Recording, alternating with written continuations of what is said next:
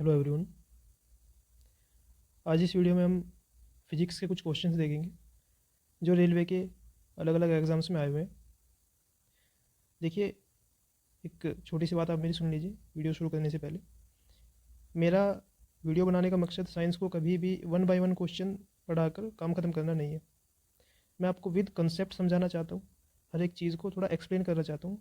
हो सकता है वीडियो थोड़ा लंबा हो जाए, लेकिन आप अगर बेहतर तरीके से समझ जाए तो वो अच्छी बात है। ठीक है, वन लाइन करके पढ़ाना वो ना तो आपके फ़ायदे की चीज़ है।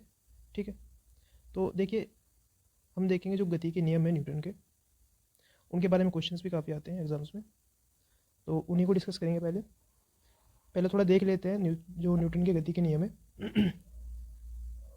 क्या उनका कंसेप्ट है। देखिए, न्यूटन की गति का जो पहला नियम है वो, उसे एक लाइन में कहा जाए तो वो जड़त्व का नियम है। ठीक है, आपने सुना होगा न्यूटन का जो जड़त्व का नियम है। और अगर इसको ठीक से पढ़े तो ये कहता है कि अगर कोई वस्तु विराम अवस्था में या गति की अवस्था में, तो वो उसी अवस्था में रहेगी जब तक उस पर कोई बाह्य बल ना लगा दिया जाए। ठीक है, वो सिंपल सी बात है। यदि कोई वस्तु गति कर रही है तो गति करती रहेगी जब तक उस पर कोई बाह्य बल ना लगे। रुकी हुई है तो रुकी रहेगी। ठीक है, फिर आपने देखा होगा गति करती हुई वस्तु रुक क्यों जाती है, क्योंकि उन पर घर्षण बल लग रहा होता है। ठीक है, जो सरफेस लगा रहा होता है, पृथ्वी लगा रही होती है। जैसे साइकिल चलते चलते कुछ देर में रुक जाएगी और पेडल नहीं मारेगी, तो घर्षण बल है पृथ्वी का, उसकी वजह से रुक रही है। ठीक है, तो वो बाह्य बल हो गया ना। न्यूटन की गति का दूसरा नियम कहता है कि संवेग परिवर्तन की दर उस पर लगाए गए बल के अनुक्रमानुपाती होती है। ठीक है, देखिए संवेग का फॉर्मूला क्या होता है, पी बराबर एम वी होता है। ठीक है, और पी बराबर एम वी में एम है उस वस्तु का द्रव्यमान और वी है उस वस्तु का वेग। अगर कोई एम द्रव्यमान की वस्तु वी वेग से गति कर रही है तो उसका संवेग पी होगा। आगे इस पर सवाल आएंगे तो उसको हम सोल्व करेंगे। ठीक है, तीसरा नियम कहता है, आपने सुना होगा क्रिया प्रतिक्रिया का जो नियम है, लेकिन वो जो प्रतिक्रिया होती है वो विपरीत दिशा में होती है। बस ये जरूर याद रखना है, हर क्रिया के विपरीत समान लेकिन विपरीत दिशा में। ठीक है, एक प्रतिक्रिया होती है। यही जो न्यूटन का थर्ड लॉ है गति का। तो अब इस पर जो कुछ आए हुए सवाल है, देखिए इस पीडीएफ में सारे सवाल जो है रेलवे में आए हुए हैं। ठीक है, हम उन्हीं को सोल्व करेंगे तो आपको एक आइडिया मिलेगा रेलवे में किस तरह के सवाल आते हैं। तो पहला सवाल है, और हाँ एक चीज़ इसमें शायद रह गई है। देखिए, न्यूटन ने जो ये नियम दिए थे ये भी याद याद कर लीजिए, थोड़ा जीके का है। ये 1687 में दिए थे। ठीक है, और उस बुक में जिसमें नियम आए थे उसका नाम था प्रिंसिपिया। ठीक है, तो ये भी याद रखना है। ठीक है, अब क्वेश्चन करते हैं। पहला है कि आइजैक न्यूटन द्वारा गति के नियम का प्रतिपादन, सॉरी कितने नियम का प्रतिपादन किया गया था? 3। नेक्स्ट देखते हैं कब किया गया था, तो अभी आपको बताया यहाँ पे 1687 में। ठीक है, फिर देखिए इसमें कुछ इजी सवाल है, कुछ थोड़ा हार्ड आएंगे, तो इजी जो है उनको जल्दी जल्दी स्किप करते चलेंगे। ये गति का नियम पूछ रहा है किसने दिया था, तो न्यूटन ने दिया था, कोई इसमें बड़ी बात नहीं है। अब ये देखते हैं नेक्स्ट जो क्वेश्चन है, ये कह रहा है कि संवेग परिवर्तन की दर के समानुपाती होती है। यहाँ एक खाली स्थान है, तो आपको मैंने बताया था न्यूटन की गति का जो दूसरा नियम है, हालांकि इसके नीचे इसका आंसर भी है, चलो आगे से मैं इसको हाइड करके रखूँगा ताकि आपको सोचने में आसानी हो। संवेग परिवर्तन की जो दर है उस पर लागू बल के समानुपाती होती है। ठीक है, समानुपाती की है, अनुक्रमानुपाती की है। ठीक, आगे देखते हैं। अगला सवाल है कि गति का जो द्वितीय नियम है वो क्या दर्शाता है। तो देखिए मैंने कहा था कि गति का जो द्वितीय नियम संवेग परिवर्तन के बारे में बताता है कि संवेग परिवर्तन जो है लगने वाले बल के समानुपाती होता है। तो इसमें 4 ऑप्शन में से जो चौथा ऑप्शन है वो इसका राइट आंसर है। किसी वस्तु की गति के परिवर्तन की दर शुद्ध बल की दिशा में वस्तु पर लागू शुद्ध बल के अनुक्रमानुपाती या अनुपातिक होती है, सॉरी अनुपातिक होती है। ठीक है, देखिए जहाँ पे चारों ऑप्शन एक्सप्लेन करने की जरूरत है मैं वहाँ पे चारों ऑप्शन एक्सप्लेन करता हुआ चलूँगा। ठीक है, नेक्स्ट क्वेश्चन देखते हैं। निम्नलिखित में से कौन सा कथन गलत है? ठीक है, ये अच्छा सवाल है, इसको पढ़ते हैं। पहला है कि जब एक बस अचानक से रुकती है तो बस में बैठे एक यात्री को पीछे की ओर झटका लगता है। जब बस अचानक से रुकती है क्या झटका पीछे की ओर लगता है? आपने पर्सनल जब कभी बस में यात्रा की होगी तो आपने देखोगे झटका जो आगे को लगता है। ऐसा होता क्यों है? देखिए आंसर तो इसका यही है, इसने पूछा गलत कौन सा है, तो ये पहले वाला ही गलत है, तो ये इसका आंसर है। लेकिन ऐसा होता क्यों है? इसमें न्यूटन की गति का प्रथम नियम आता है। ठीक है, पहले तो याद रखना है। और कौन सा आता है? जड़त्व का जो नियम है वो वाला आता है। क्यों? क्योंकि बस जो है गतिज अवस्था में, गति की अवस्था में, लेकिन हमारा जो शरीर है वो बस के अंदर स्थित है, मतलब स्थिर अवस्था में। तो जैसे ही बस जैसे रुकती है तो हमारा जो शरीर है बस के सापेक्ष जो है स्थिर है, लेकिन बाहर की जो सराउंडिंग है उसके सापेक्ष जो है वो गतिज अवस्था में है, ठीक है। लेकिन बस रुक गई अचानक से और हमारा शरीर अभी भी गति की अवस्था में रहना चाहता है, तो हम थोड़ा आगे की ओर झुक जाते हैं, ठीक है। और जैसे ही बस अचानक से एकदम से चलती है या बस का जो एक्सीलरेशन है, जो त्वरण है वो बढ़ता है, तो हमें पीछे की ओर झटका लगता है, ठीक है। तो इसका पहला जो है वो गलत है, ये इसका आंसर है। नेक्स्ट क्वेश्चन देखते हैं। 1 kg और गुना 1 मीटर पर सेकेंड स्क्वायर को क्या कहा जाता है। देखिए बल का मात्रक है, ठीक है। इसको 1 न्यूटन कहा जाएगा। अगर न्यूटन को आपका एक मात्रक लेना हो तो किलोग्राम मीटर पर सेकेंड स्क्वायर भी लिया जा सकता है, ठीक है। अगला सवाल देखते हैं। तेज गति से आने वाली क्रिकेट गेंद को पकड़ते समय एक क्षेत्र रक्षक मतलब फील्डर अपनी बाहों को मतलब हाथों को पीछे की ओर क्यों करता है, ठीक है। जब आपने देखा हो कोई कैच पकड़ता है क्रिकेट में तो अपने हाथों को पीछे की ओर खींचता है, ठीक है। इसका कारण क्या है कि वो जो संवेग परिवर्तन की जो दर है उसको टाइम देना चाहता है, ठीक है। एक बॉल आ रही है, उसका मान लिया m द्रव्यमान है और v उसका वेग है, तो m इंटू वी उसका संवेग हो गया, ठीक है। ध्यान से सुनिएगा क्योंकि आगे सवाल काफ़ी आते हैं, इसको थोड़ा समझ के चलेंगे। तो उसका जो एक संवेग है, अगर हम उसको अचानक से पकड़ लेंगे तो संवेग परिवर्तन बहुत कम समय में हो जाएगा, ठीक है। जो समय लगेगा संवेग परिवर्तन होने में वो बहुत ही कम लगेगा, और कम समय लगेगा अगर संवेग परिवर्तन होने में तो बल ज़्यादा लगेगा, उससे चोट ज़्यादा लगेगी, ठीक है। तो संवेग परिवर्तन होने में जितना अधिक समय लगेगा उतना कम बल लगेगा, ठीक है। और इसीलिए हाथों की चोट कम लगेगी और कैच आसानी से हो जाएगा, ठीक है। तो यही इसके पीछे लॉजिक है। देखते हैं कौन सा ऑप्शन सही है। वह घबरा गया, ये गलत है क्योंकि गेंद को लक्ष्य नहीं, ये भी गलत है। डी भी गलत है। सी इसका सही आंसर है क्योंकि वह लंबे समय तक कम बल का अनुभव करता है, जो मैंने वही बताया, ठीक है। तो आगे देखते हैं। और ये कौन से नियम का पालन करता है, न्यूटन के द्वितीय नियम का, ठीक है। अगला सवाल देखते हैं। एक राइफल से गोली चलाई गई, यदि राइफल बिना किसी रोक के पीछे की ओर हटती जाती है, पीछे की ओर आती है, तो राइफल की गतिज ऊर्जा क्या होगी, ठीक है। जैसे ही किसी गन से गोली चलेगी तो गन पीछे की ओर हटेगी, सिंपल है। लेकिन वो पूछा है कि गतिज ऊर्जा क्या होगी, ठीक है। तो पहले तो आप समझिए कि न्यूटन का जो तीसरा नियम है वो कहता है कि अगर गोली चली तो एक क्रिया हुई, तो इसके विपरीत एक प्रतिक्रिया होगी, ठीक है। तो जितना फोर्स गोली पे आगे की ओर लगा इतना ही गन पे लगे, लेकिन गन का जो वजन है वो ज़्यादा है, तो क्या गतिज ऊर्जा उतनी होगी, ठीक है। फोर्स तो बराबर लगा, लेकिन गतिज ऊर्जा गन की उतनी नहीं होगी क्योंकि उसका वजन ज़्यादा है, ठीक है, उसका भार ज़्यादा है। तो इसलिए जो उसकी गतिज ऊर्जा है वो गोली की गतिज ऊर्जा से कम होगी, ठीक है। सेकंड इसका ऑप्शन सही होगा। गोली की गतिज ऊर्जा से इस कंडीशन में गन की जो गतिज ऊर्जा है वो कम होगी। नेक्स्ट देख लेते हैं।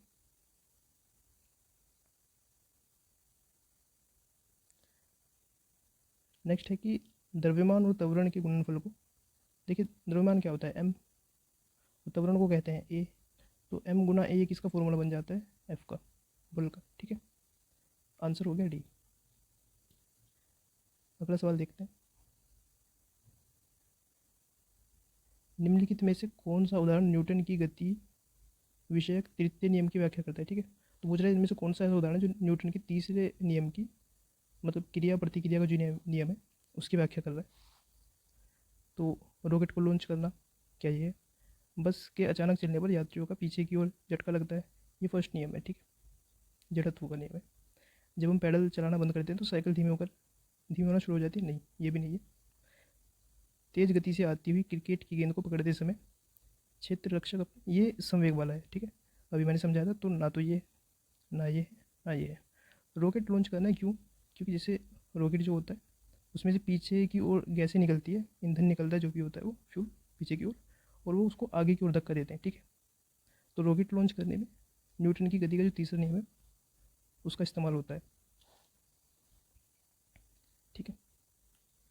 तो अगला सवाल है, जब एक नाविक आगे की दिशा में कूदता है, नाविक की बात कर रहे हैं, आगे की दिशा में कूदता है नाव में, तब नाव पीछे की ओर हट जाती है। यह उदाहरण न्यूटन के कौन से नियम को दर्शाता है, ठीक है। कोई नाव है, कोई आदमी यहाँ खड़ा है और वो यहाँ से यहाँ कूद गया, ठीक है। वो नाव पीछे की ओर हट जाती है, तो ये जो है न्यूटन का जो क्रिया प्रतिक्रिया का नियम है, थर्ड वाला, वही इसका आंसर होगा। ठीक है, ये देख लेते हैं जरा सी। तो सी इसका आंसर है, क्योंकि ए नहीं हो सकता, ए जड़ा तो का है, दूसरा संवेग का है, तो सी होगा इसका आंसर। ठीक है, नेक्स्ट जो क्वेश्चन है, रॉकेट लॉन्चिंग कौन से नियम पर आधारित है? अभी ऊपर बताया था, तीसरे नियम पर आधारित है। ठीक है, अगला सवाल देखते हैं। दोनों वस्तुओं के मध्य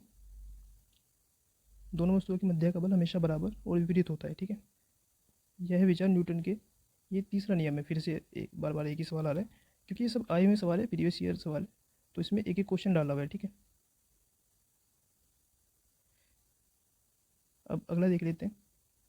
जब एक स्थिर बस चलना प्रारंभ करती है तो उसमें खड़े व्यक्ति पीछे की दिशा में गिर जाते हैं।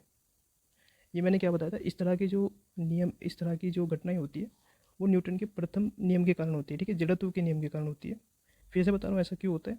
बस जैसे ही गति करना शुरू करती है तो हमारा शरीर स्थिर अवस्था में रहता है, तो बस का जो गति की अवस्था है वो हमारे शरीर में उतना जल्दी से ट्रांसफ़र नहीं हो पाती।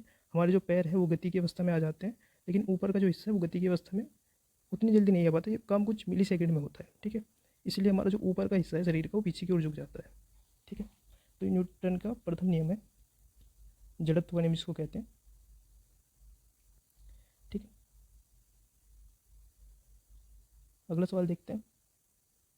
यदि एक व्यक्ति स्थिर पानी में एक नाव पर खड़ा है, यदि वह नाव तट की ओर चलता है तो नाव जो है, यदि वह नाव तट की ओर चलाता है तो वह नाव तट से दूर चली जाएगी, तट की ओर जाएगी, स्थिर रहेगी या डूब जाएगी। ठीक है, ये तो बिल्कुल नहीं होगा, ना ये होगा। ठीक है, सवाल को एक बार दोबारा पढ़ते हैं। एक व्यक्ति स्थिर पानी में नाव पर खड़ा है, सॉरी मैंने सवाल गलत पढ़ दिया था। यदि वह तट की ओर चलता है, मतलब नाव पे चलता है, तो देखिए, जैसे मान लेते हैं ये नाव है, एक व्यक्ति यहाँ खड़ा है और ये इस तरफ चलना शुरू कर रहा है ऐसे, तो अगर ये नाव पे चढ़ेगा, मतलब सॉरी चलेगा, तो इसकी प्रतिक्रिया में नाव जो है वो पीछे की ओर हटेगी। ठीक है, जैसे जैसे ये आगे आगे चलेगा, नाव जो है पीछे की ओर हटती जाएगी। तो अगर वो तट की ओर चल रहा है तो नाव जो है तट से दूर चली जाएगी। ठीक है, तो ए इसका आंसर होना चाहिए। देख लेते हैं क्या है। हाँ ठीक है, ए इसका आंसर है। ठीक है, तो अब इसके अलावा हम कुछ और, एक दूसरा टॉपिक है ऊर्जा का, उस पर सवाल देखते हैं। तो आज की इस वीडियो में इन्हीं दो टॉपिक को कवर करने वाला हूँ। दूसरा टॉपिक हमारा ऊर्जा का। ठीक है, आपको ऊर्जा जो संरक्षण का सिद्धांत है वो पता ही होगा, सबको पता है कि ऊर्जा को न तो नष्ट किया जा सकता है, न उसको बनाया जा सकता है, बल्कि एक रूप से दूसरे रूप में उसका जो है परिवर्तन किया जा सकता है। ठीक है, तो इसका डी आंसर है। ऊर्जा का न तो निर्माण किया जा सकता है, न ही इसे नष्ट किया जा सकता है, बल्कि एक रूप से दूसरे रूप में इसको परिवर्तित किया जाता रहता है। ठीक है,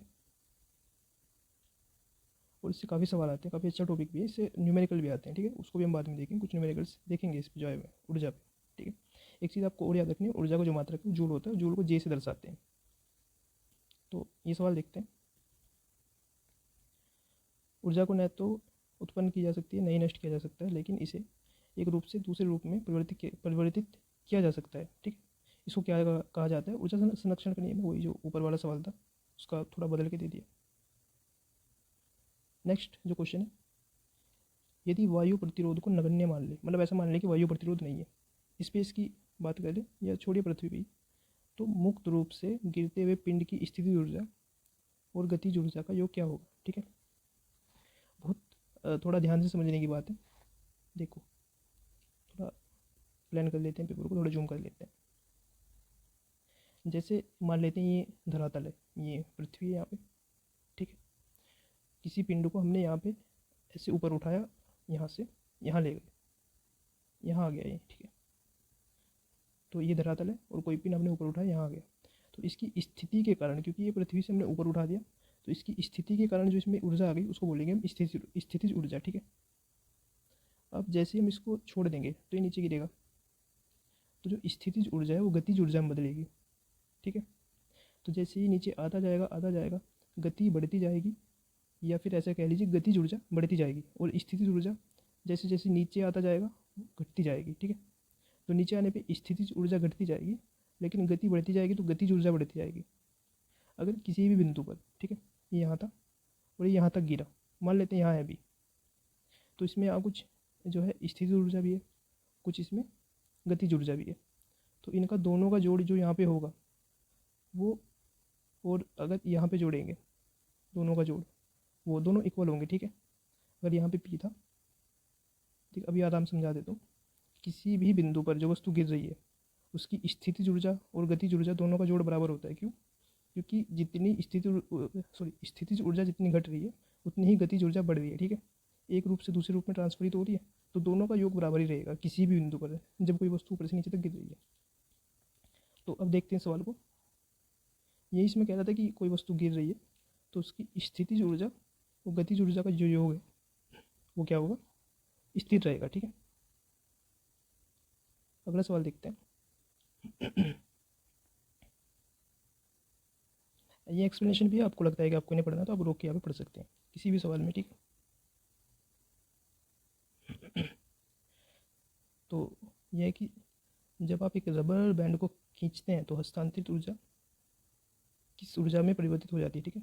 जैसे आपने कोई रबर बैंड है उसको खींचा, ठीक है, मान लेते हैं ये रबर थी पहले इस तरह से, इसको खींच के आपने ऐसे कर दिया, तो अब इसकी स्थिति आपने चेंज कर दी, ठीक।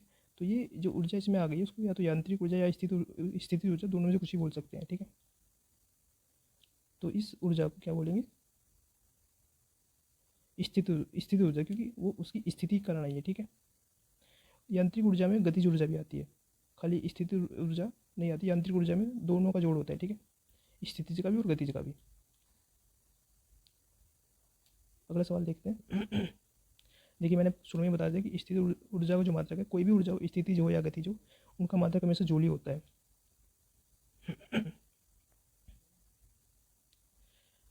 अगला सवाल है कि मतलब इनमें से कौन सा ऐसा पदार्थ है चारों में से जिसके कणों की गतिज ऊर्जा अधिकतम होती है। देखिए ठोस जो होता है उसके कण तो गति कर ही नहीं पाते, वो जुड़े हुए होते हैं। द्रव के कण थोड़ा थोड़ा गति कर पाते हैं तो उसकी गतिज ऊर्जा थोड़ी ज़्यादा होती है, ठीक है। और प्लाज्मा ऐसे तो नॉर्मली एग्जिस्ट ही नहीं करता, वो स्पेशल कंडीशन में ही रखा जा सकता है। तो गैस के अणु ऐसे होते हैं कि वो अगर उनको खुला छोड़ दिया जाए तो वो अनंत दूरी तक फैल सकते हैं, ठीक है। जैसे परफ्यूम का लगाना, उसकी खुशबू आपको बहुत दूर से आती है तो उसका मतलब है कि वो गैस वहाँ से चल के आप तक आ गई, ठीक है। तो क्यों? क्योंकि उसकी गतिज ऊर्जा ज़्यादा है गैस के कणों की, ठीक है। तो इसका आंसर होगा डी। अगला सवाल देखते हैं। फिर वही कि किसके कणों की ऊर्जा अधिकतम होती है, सेम सवाल रिपीटेड है। ये एक न्यूमेरिकल है, इसको करेंगे। एक घर में एक माह में 900 गुना 10⁻6 जूल, ठीक है, ये जे लगाए, जूल याद रखिएगा, ऊर्जा खपत होती है। तो ये है इकाई में ऊर्जा कितनी होती है, ठीक है। ऊर्जा की एक यूनिट होती है ना जिसको 1 किलोवाट बोलते हैं। तो उसमें पूछ रहा है कि इतनी ऊर्जा कितनी यूनिट होगी, सीधा सवाल उसका ये है। तो देखिए ये न्यूमेरिकल यहाँ पे सोल्व है, इसको एक लाइन बाय लाइन करके आपको समझाता हूँ। एक यूनिट को 1 किलोवाट प्रति घंटा कहते हैं, ठीक है। मतलब 1 किलोवाट का लोड अगर 1 घंटा चलेगा तो वो 1 यूनिट होती है। और इसको अगर जूल में बदला जाए तो ये आता है, ऐसा कैसे आता है, 1 किलोवाट, तो 1 किलोवाट को कितना होगा, किलो है मतलब 1000 वाट हो गया, ठीक है। और घंटा है तो घंटा में 60 मिनट होती है और हर मिनट में 60 सेकंड होती है। तो जब इनको गुणा करेंगे तो ये निकल के आएगा 3.6 गुणा 10⁻6, ठीक है। एक मिनट सॉरी। तो हमें पता चल गया कि एक यूनिट में इतने जूल होते हैं।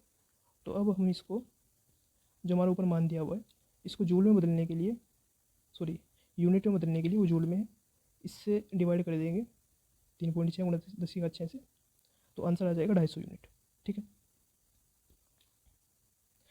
अगला सवाल देखते हैं। पवन चक्की पवन की किस ऊर्जा का उपयोग करती है। तो पवन चक्की जो है पवन की गतिज ऊर्जा का उपयोग करती है। पवन में जो है गति होती है, उस गति का उपयोग करके पवन चक्की जो है उसको जो है इलेक्ट्रिसिटी प्रदान करती है, ठीक है। तो अगला सवाल देखते हैं। एक संपीड़ित स्प्रिंग को छोड़ा जाता है, ठीक है, मतलब स्प्रिंग को संपीड़ित किया होता है, ठीक है। संपीड़ित का मतलब है दबाना, उसको खींचना नहीं है, दबाना, ठीक है। तो यह अपनी स्थितिज ऊर्जा को कौन सी ऊर्जा में बदल देगा। तो जब वो संपीड़ित था उसको छोड़ेंगे तो वो गति करेगा, तो वो गतिज ऊर्जा में बदल जाएगा। ठीक है, ये इसका आंसर है। उसको अगर खींचा हुआ था तब भी उसको छोड़ेंगे तब भी वो गतिज ऊर्जा में ही बदलेगा। ये संपीड़ित किया हुआ था, एक ही बात है। ठीक है, यहाँ पे कुछ चीज़ें भी दी हुई है, जैसे गतिज ऊर्जा का जो फॉर्मूला है वो 1/2mv² होता है। मतलब अगर किसी वस्तु का भार m है और वो v के वेग से गति कर रही है और उसकी में गतिज ऊर्जा निकालनी है, तो ये फॉर्मूला है। आगे देखते हैं। एक वस्तु की स्थितिज ऊर्जा में इसकी, फिर ये ब्लैंक के साथ वृद्धि होती है। एक वस्तु की स्थितिज ऊर्जा में इसकी ऊंचाई के साथ, ठीक है, क्योंकि स्थितिज ऊर्जा जो है उसकी स्थिति से संबंधित है। तो जैसे हम किसी वस्तु को ऊपर उठाएंगे और ज़्यादा ऊपर उठाएंगे तो उसकी स्थितिज ऊर्जा उतनी ज़्यादा बढ़ती जाएगी। अगला सवाल देखते हैं। निम्न में से कौन सी ऊर्जा किसी वस्तु की ऊंचाई के साथ बदलती जाती है। ठीक है, तो वही अभी बताया था जो ऊपर सवाल था, स्थितिज ऊर्जा वाला। ठीक है, ये क्वेश्चन देखते हैं।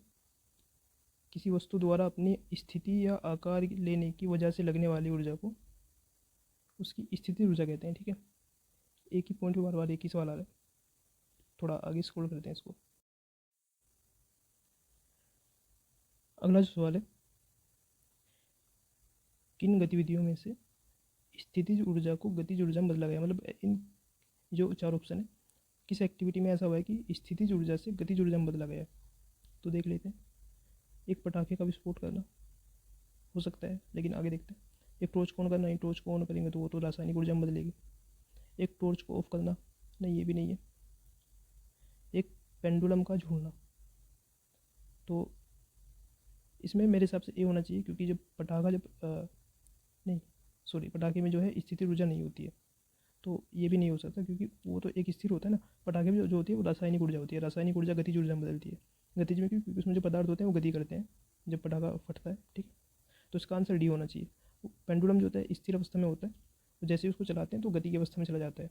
ठीक है, मतलब जैसे उसको, जैसे पेंडुलम यहाँ पे है, उसको यहाँ पे ले जाएंगे तो इस स्थिति के कारण उसमें कुछ ऊर्जा आ जाएगी और सीधा फिर यहाँ जाएगा ऐसे। ठीक है, तो इसका आंसर डी होना चाहिए। देख लेते हैं, डी आंसर है। तो आज की वीडियो को इतने में, देखिए ये मेरी फर्स्ट वीडियो थी। मैं समझता हूँ इसमें मुझसे कुछ थोड़ा मिस्टेक हुई है, थोड़ा मैं फंबल भी हुआ हूँ। अगर आपने पूरी वीडियो देखी है तो आपका बहुत बहुत धन्यवाद। ठीक है, मैं अपने आप को थोड़ा थोड़ा इम्प्रूव करूँगा। तो वीडियो को आप लाइक कीजिएगा, चैनल को सब्सक्राइब कीजिएगा। Thank you.